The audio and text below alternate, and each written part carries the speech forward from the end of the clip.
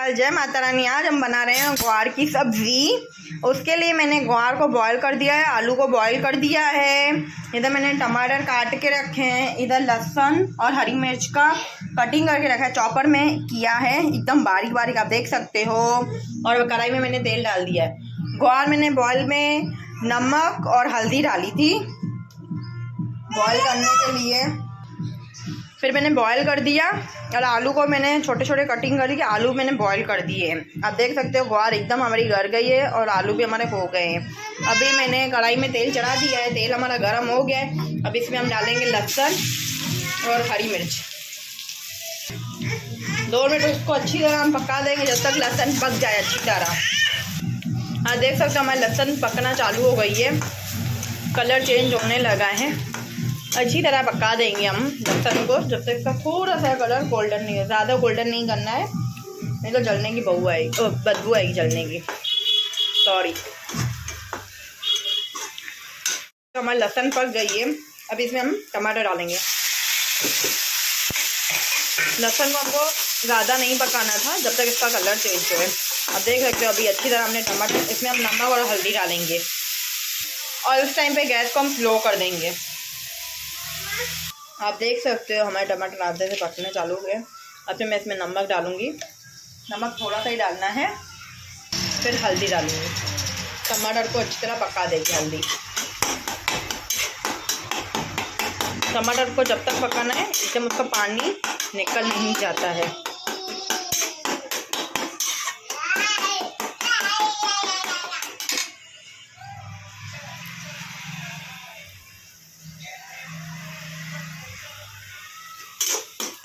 अगर आप ग्वार ऐसे ही बनाना चाहो तो बना सकते हो, भले आलू नहीं डालना हो तो आपको। आलू अपनी मर्जी है, डालना नहीं डालना, नहीं तो ग्वार भी डाल सकते हो इसमें।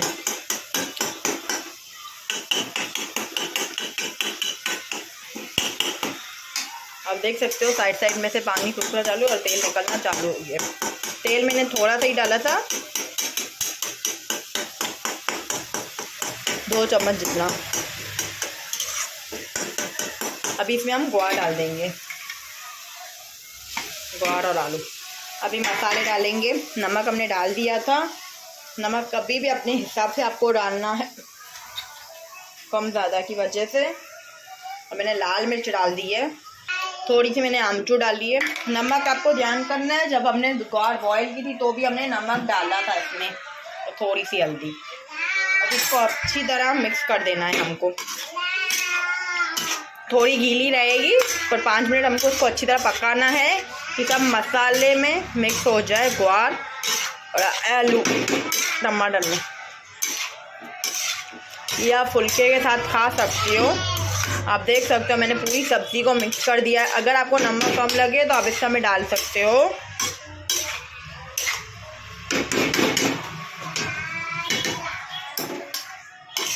पाँच मिनट इसको हमको ढक के पका देना है अभी अच्छी तरह।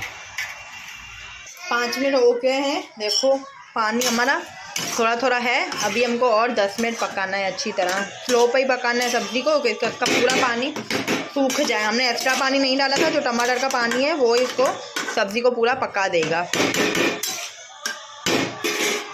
आप देख सकते हो हमारी ग्वार अच्छी तरह पक गई है। बस इस टाइम पे हम गैस को बंद कर देंगे एकदम। पानी अब मैं आपको सर्व करके दिखाती हूँ, पराठे के साथ, मतलब फुल्के के साथ सर्व करके दिखाती हूँ। गैस मैंने बंद कर दिया है। आप देख सकते हो मेरी सब्ज़ी और पराठा बन गया है। अगर आपको ये रेसिपी अच्छी लगी हो तो प्लीज़ एक लाइक करना, एक कमेंट करना। जय झूलेलाल, जय माता रानी, बाय बाय।